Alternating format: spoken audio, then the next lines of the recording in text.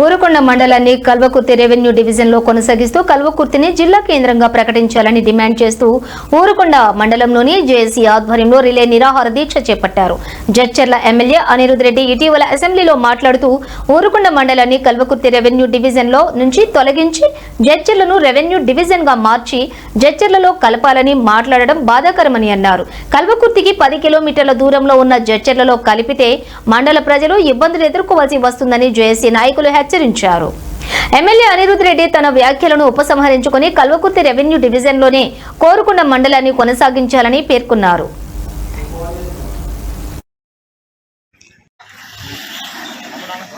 Media మిత్రులకు ముందుగా Urukonda JAC తరపున ధన్యవాదాలు తెలియజేస్తూ గత 4 రోజుల క్రితం గౌరవనీయులు జడ్చర్ల ఎమ్మెల్యే అనిరుద్ రెడ్డి గారు చేసినటువంటి అసెంబ్లీలో చేసినటువంటి ఊరుకొండ మండలాన్ని జడ్చర్ల రెవెన్యూ డివిజన్లో కలపాలి.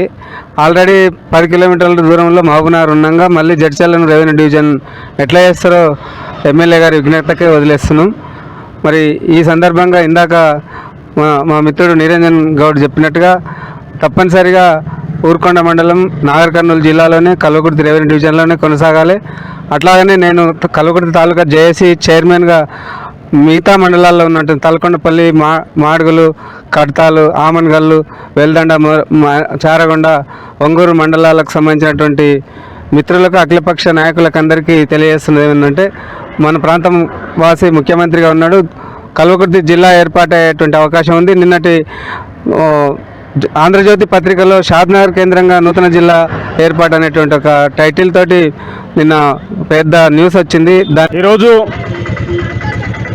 ఊరుకొండ మండల జేఏసీ ఆధ్వర్యంలో 2వ రోజు రిలే నిరాహార దీక్ష చేయడం సందర్భంగా మొన్నటికి మొన్న జడ్చర్ల అసెంబ్లీ శాసనసభ్యులు అనిరుద్ రెడ్డి గారు అసెంబ్లీ సాక్షిగా ఆ రోజు మాట్లాడడం జరిగింది. రెవెన్యూ డివిజన్ చేసుకుంటూ జడ్చర్ల రెవెన్యూ డివిజన్ చేసుకుంటూ కల్వకుర్తిలో ఉన్న రెవెన్యూ డివిజన్లో ఉన్న ఊరుకొండ మండలాన్ని తీసి నిర్దాక్షిణ్యంగా జడ్చర్ల